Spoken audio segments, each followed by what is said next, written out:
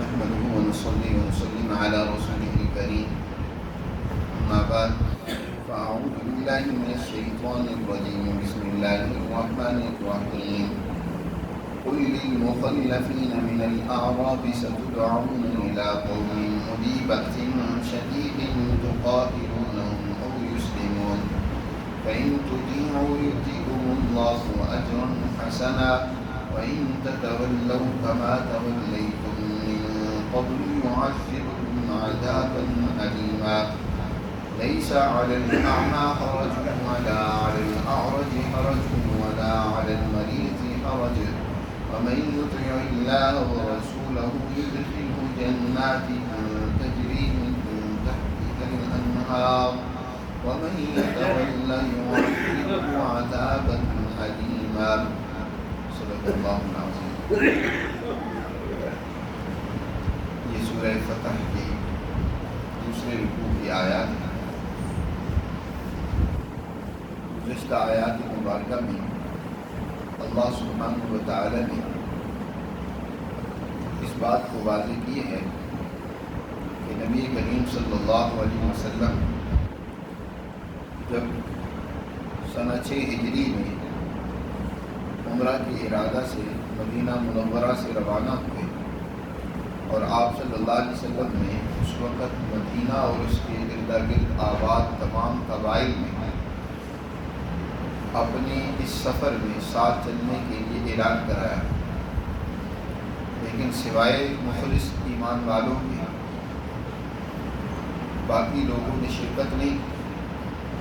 انہیں یہ خدشہ اور ڈر تھا مسلمان وہاں جا رہی ہیں جس قوم کے ساتھ مسلمانوں کی مسلسل جنگیں اور لڑائیاں ہو رہی ہیں، اور وہ ایک بہادر دلیر اور لڑنے والی قوم ہے۔ یقیناً مسلمانوں کا اس طرح بغیر تیاری کو ان کی طرف جانا یہ تو اپنے آپ کو مروانے کے مترادف ہے۔ ہم جن کے ساتھ اس سفر میں کیوں جائیں؟ اور ان کا ظن یہی تھا کہ مسلمان بچ کر واپس نہیں آئیں، اور یہ ذہنوں میں بات پختہ ہو چکی تھی۔ وزینا، قرآن نے کہا کہ ان کے ذہنوں میں یہ بات مزین ہو چکی تھی، یعنی وہ اسی پر خوش تھے کہ چلو اچھا ہوا جان چھوٹے گی مسلمانوں سے، کیونکہ مفاد پرستی ان پر غالب تھی۔ لیکن اللہ سبحانہ و تعالی نے مسلمان جماعت کو کامیاب اور فتح مبین کے ساتھ وہاں سے واپس لوٹایا، جس کا تفصیلی تذکرہ پہلے دروس میں بارہا ہو چکا ہے۔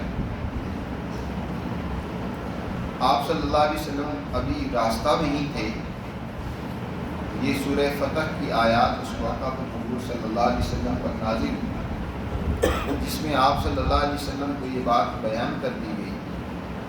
اب آپ جب واپس جائیں گے تو وہ مخلفین، وہ لوگ جو اس جنگ میں آپ کے ساتھ شریک نہیں ہوئے، پیچھے رہ گئے تھے، وہ طرح طرح کے عذر بہانے تراشیں گے، اور آپ کے ساتھ اس سفر میں شریک نہ ہونے کے وہ طرح طرح کے بہانے بنا کر آپ کو مطمئن کرنے کی کوشش کریں گے۔ مثلا وہ کہیں گے شغلتنا اموالنا و اہلنا، ہم ذرا اپنے اہل و عیال کی فکر میں مصروف تھے، دشمن کا ڈر اور خطرہ لگا ہوا تھا۔ قرآن نے دوسری جگہ پر کہا کہ وہ کہتے ہیں جنگ احزاب کے موقع پر بھی اسی طرح کی انہوں نے باتیں کی تھی کہ ان بیوتنا عورا، ہمارے گھر خالی ہیں، ہمیں دشمن کا ڈر ہے کہ یہ دشمن ہمارے گھروں میں حملہ آور ہو کر ہمیں نقصان نہ پہنچائے۔ اور یہاں پر بھی اسی طرح کی انہوں نے باتیں کی، اور مالوں کا بہانہ کیا کہ ہمارے مویشی، ڈر تھا کہ دشمن انہیں لوٹ کر اور ہانک کر نہ لے جائے۔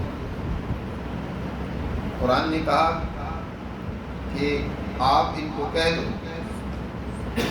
کہ اب اگر تم واقعی مخلص ہو، اب یہ جو بہانے اور عذر کر رہے ہو، یہ عذر اس لیے کر رہے ہو کہ ہم تو آپ کے ساتھ جانا چاہتے تھے، یہ مجبوری پیش آ گئی، یہ پریشانی لاحق ہو گئی جس کی وجہ سے ہم آپ کے ساتھ نہیں جا سکے، چلے ہم تمہارا یہ عذر پھر بھی مان لیتے ہیں، بشرطے کہ آئندہ مستقبل میں مسلمانوں کی ابھی سخت جنگیں ہونی ہیں، دشمن سے مقابلے ہونے ہیں، یہ کوئی آخری جنگ نہیں تھی۔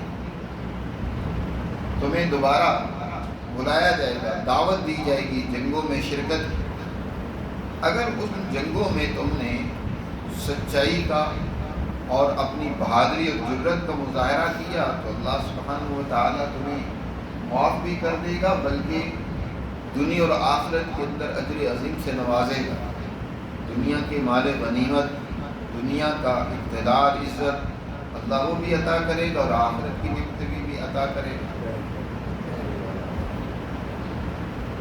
اس کی کچھ تفصیل تو گزشتہ درس میں ہوئی ہے، اور یہ جو آج کی آیات پڑھی ہیں اس میں در حقیقت اسی کی قدر مزید وضاحت ہے۔ اللہ تعالیٰ ارشاد فرماتے ہیں قُلْ لِلْمُخَلَّفِينَ مِنَ الْأَعْرَابِ، اے پیغمبر پیچھے رہ جانے والے یہ بدوؤں اور دیہاتیوں سے فرما دیجیے۔ اعراب مدینہ منورہ کے ارد گرد جو قبائل تھے، جوہینہ، مزینہ، اسلم، غفار، اس طرح کے یہ قبائل جو تھے، یہ بھی حضور صلی اللہ علیہ وسلم کے ساتھ معاہدے میں شامل تھے، اور کئی ایک تو مسلمان بھی ہو چکے تھے، لیکن ابھی وہ دیہاتی پن موجود تھا۔ مکمل اپنے آپ کو تربیت، حضور کی تربیت میں، یا جو وہ مسلمان جماعت جنہوں نے اپنے آپ کو حضور کی تربیت کے لیے مکمل پیش کیا ہوا تھا، ابھی یہ ان میں شامل نہیں ہوئے تھے، ابھی وہی دیہاتی پن کے اثرات غالب تھے۔ تو آپ ان سے فرمائیے ستدعون الی قوم اولی بأس شدید، ان قریب تمہیں دعوت دی جائے گی ایسی قوم کی طرف لڑنے کی جو بڑی سخت طاقتور قوم ہے، جنگجو قوم ہے، اس کی طرف۔ ایک بات تو یہ یاد رکھیں کہ یہ جو دعوت، قرآن نے یہ نہیں کہا کہ یہاں یہ پیغمبر دعوت دے گی، بلکہ فرمایا ستدعون، دعوت دی جائے گی تمہیں سخت جنگجو قوم کی طرف۔ اب یہ مستقبل کی طرف فرمائے، اور یہ مستقبل قیامت تک کے لیے ہو سکتا ہے۔ قیامت تک کے لیے مسلمانوں کو سخت جنگجو قوموں کی لڑائی اور جنگ کی طرف تمہیں دعوت دی جائے۔ آج کل کے حالات میں اگر دیکھیں تو اس وقت بھی ایک سخت جو اپنے آپ کو سپر پاور سمجھتی ہے، دنیا کے وسائل جس نے قبضے میں کر رکھے ہیں، ہر طرح کی ٹیکنالوجی اس کے پاس ہے، اس سے جنگ کرنے کی دعوت دی جا رہی ہے، اس کی طرف بلایا جا رہا ہے۔ ستدعون الی قوم اولی بأس، کہا جا رہا ہے کہ تمہیں بلایا جائے گا سخت جنگجوش، اولو بأس شدید۔ نبی کریم صلی اللہ علیہ وسلم کے دور میں بھی ایسا ہوا، حضور کے بعد بھی، بلکہ کئی ایک مفسرین نے تو حضور کے بعد کی جو سخت جنگیں ہوئیں، بڑی ظالم طاقتور قوموں سے مقابلے ہوئے، اس آیت کا مصداق ان کو قرار دیا۔ حضور صلی اللہ علیہ وسلم کی زندگی میں تو اس کے بعد کوئی اتنی سخت جنگ نہیں ہوئی، جو جنگیں ہوئی بھی ہیں اس میں بھی مسلمانوں کا پلڑا بھاری تھا۔ اس سے پہلے سخت جنگیں ہوئی ہیں، بدر میں، احد میں، احزاب میں، وہاں تو تھوڑا دشمن پوری طاقت و قوت کے ساتھ آیا تھا۔ جنگ احزاب کے بعد حضور صلی اللہ علیہ وسلم نے فرما دیا تھا کہ اب دشمن کو ہم پر حملہ آور ہونے کی ضرورت نہیں ہوگی، اب بلکہ ہم ان پر حملہ کریں گے۔ اور اس کے بعد تقریباً جو بھی جنگ ہوئی ہے، فتح مکہ کی جنگ ہوئی، اس میں بھی کوئی خاص لڑائی نہیں ہوئی سوائے اکا دکا واقعے کی۔ اس کے بعد حنین، ثقیف کے ساتھ جو جنگ ہوئی ہے، اس میں بھی کوئی مسلمانوں کی تعداد کم نہیں تھی، بلکہ پورا روب اور تیاری تھی، تعداد بھی زیادہ تھی۔ یا دیگر جو جنگیں ہوئی ہیں تو کوئی وہ اولی بأس شدید والی جنگ نہیں تھی۔ خلفائے راشدین کے دور میں جو جنگیں ہوئی ہیں وہ بڑی سخت جنگیں ہوئی ہیں۔ حضرت ابوبکر کے دور میں جو جنگ ہوئی ہے، خود مسلمہ کذاب سے جس نے نبوت کا دعویٰ کر دیا، بڑی سخت جنگ تھی۔ اس سے ایک تو یہ بھی معلوم ہوا کہ ستدعون الی قوم، جو اللہ نے ارشاد فرمایا کہ تمہیں بلایا جائے گا، تو بلانے والا جو ہوتا ہے وہ ہوتا ہے جو حکومت کا سربراہ ہوتا ہے۔ یہ نہیں ہے کہ کوئی بھی اٹھے اور وہ جہاد کا اعلان کرے تو لوگ اس پر لبیک کہہ کے اس کے پیچھے دوڑ پڑیں۔ ہر عمل کا ایک طریقہ کار شریعت نے متعین کیا ہے۔ جنگ کرنی ہے تو اس کا بھی ایک طریقہ کار ہے. یہ نہیں ہے کہ خود ہی گروپ بنا کر تم جہاد شروع کر دو، اور وہ بھی جہاد سامراج کے اعلی کاری میں نام تم جہاد کا دے دو. وہ نہیں. ہمیشہ یاد رکھیں جنگ حکومت کی زیر سرپرستی ہوتی ہے. حکومت اس بات کا فیصلہ کرتی ہے، دعوت کر دیتی ہے کہ جنگ کہاں کرنا ہے، لڑائی کہاں کرنی ہے، کس قوم سے کرنی ہے، کب صلح کرنی ہے، کب جنگ کرنی ہے. یہ حکومت فیصلہ کرتی ہے. خود سے اٹھ کر یہ جو ہمیں ماضی میں یہاں ہمارے ساتھ بہت بڑا کھلواڑ کیا گیا، ابھی آپ کی ساری سیاسی اس وقت قیادت کہتی ہے کہ ہمیں امریکہ نے استعمال کیا رشیا کے خلاف افغانستان کی جنگ میں، اب ہم کسی کا اعلی کار نہیں بنیں گے. کئی دفعہ یہ کہہ رہے ہوتے ہیں اب تو آپ کی قیادت ساری ہو، چاہے فوجی ہو یا غیر فوجی ہو، کہتے ہو ہم کسی کی جنگ نہیں لڑیں گے. تو بھئی پہلے کیوں لڑتے رہے ہو کسی کی جنگ؟ دین اسلام دوسروں کے لیے استعمال نہیں ہونے کی اجازت دیتا، اپنے دین کے لیے، اپنے ملک کے وقار کے لیے جنگ کرنا ہوتا ہے. اور حکومت کو خود فیصلہ کرے کہ اس وقت ہماری مملکت کا یا ہمارے نظریے اور فکر کا دفاع اور اس کی حفاظت یا اس کے غلبے کے لیے کیا ضرورت ہے. تو حضرت ابوبکر، حضرت عمر وہ اس کا مصداق ہے.